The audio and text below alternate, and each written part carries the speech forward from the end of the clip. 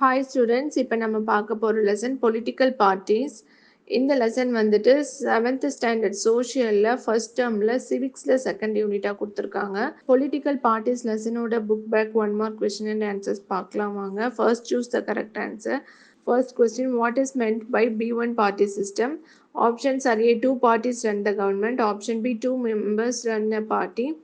Option C, 2 major political parties contest election. Option D, none of these. Correct answer is option C, 2 major political parties contest election. B1 party system na என்னன்னா வந்துட்டு 2 major political parties contest election. அதாவது அந்த ஒரு நாட்டில் இருக்கிற 2 major political parties மட்டும் எலெக்ஷனில் வந்துட்டு கண்டெஸ்ட் பண்ணுறது, எலெக்ஷனில் போட்டி போடுறது தான் B1 party system. Second question, which system of government does India have? Options are A, single party system, B, B1 party system, C, multi party system, D, none of these. Correct answer is option C, multi party system. இந்தியாவில் வந்துட்டு என்ன government இருக்குன்னா multi party system. அதாவது நிறைய கட்சிகள் political parties வந்து இந்தியாவில் இருக்குது. எத்தனை கட்சி வேணாலும் எலெக்ஷனில் நம்ம போட்டி போடலாம், கண்டெஸ்ட் பண்ணலாம். அதுதான் வந்துட்டு multi party system. Third question, recognition of a political party is accorded by dash. Options are A, election commission, B, the president, C, the Supreme Court, D, the committee. Correct answer is option A, the election commission. அதாவது என்னன்னா, ஒரு election commission தான் வந்துட்டு ஒரு political பார்ட்டியை வந்துட்டு register பண்ணி recognise பண்ணுது. அவங்க ஒத்துக்கிட்டா மட்டும்தான் ஒரு பொலிட்டிக்கல் பார்ட்டி அப்படின்னு வெளியில் சொல்ல முடியும். ஒரு பொலிட்டிக்கல் பார்ட்டியால் வந்துட்டு எலெக்ஷனில் வந்துட்டு கண்டெஸ்ட் பண்ண முடியும். Fourth question, political parties are generally formed on the basic of dash. Options are A, religious principle, B, common interest, C, economic principle, D, caste. Correct answer is option B, common interest. Mostly வந்துட்டு political parties பேசிக்காக என்னென்னா, யாருக்கெல்லாம் common interest, பொதுவான கருத்து யாருக்கெல்லாம் இருக்குதோ, ஒரே மாதிரியான கருத்து, அவங்கெல்லாம் ஒன்று கூடி பொலிட்டிக்கல் பார்ட்டிஸ் வந்துட்டு ஃபார்ம் பண்ணுவாங்க. ஆனால் வந்துட்டு காமன் ரிலீஜியஸ் பீப்புள், அதே மாதிரி காமன் கேஸ்டில் இருக்கிறவங்கலாம் கூட பார்ட்டி ஸ்டார்ட் பண்ணுறாங்க. ஆனால் பேசிக் என்னன்னு கேட்டால் காமன் இன்ட்ரெஸ்ட் தான். Fifth question, single party system is found in dash. Options are A, India, B, USA, C, France, D, China. Correct answer is option D, China. சைனாவில் வந்துட்டு single party system இருக்குது.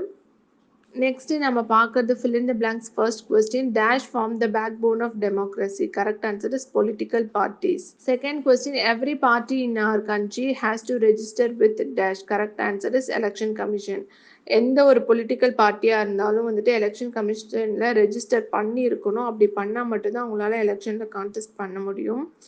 Third question, political parties serve as intermediaries between the dash and dash. Correct answer is citizen and executives. பொதுமக்களுக்கும் அந்த அதிகாரிகளுக்கும் நடுவில் வந்துட்டு ஒரு இன்டர்மீடியரிஸாக இருக்கிறது வந்துட்டு பொலிட்டிக்கல் பார்ட்டிஸ் தான்.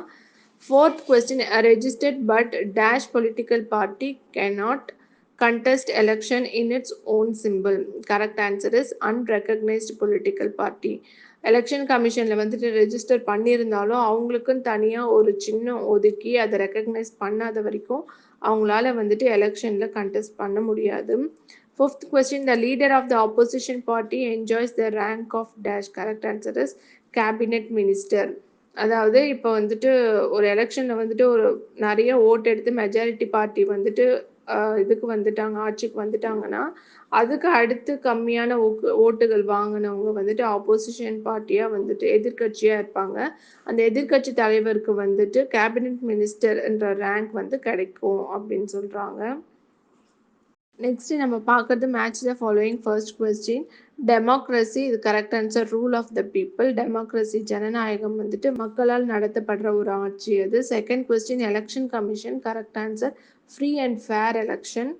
Third question, majority party. Correct answer is forms the government. யார் வந்துட்டு அதிக ஓட்டு வாங்கி மெஜாரிட்டியில் வின் பண்ணுறாங்களோ அவங்க தான் கவர்மெண்ட் ஃபார்ம் பண்ண முடியும்.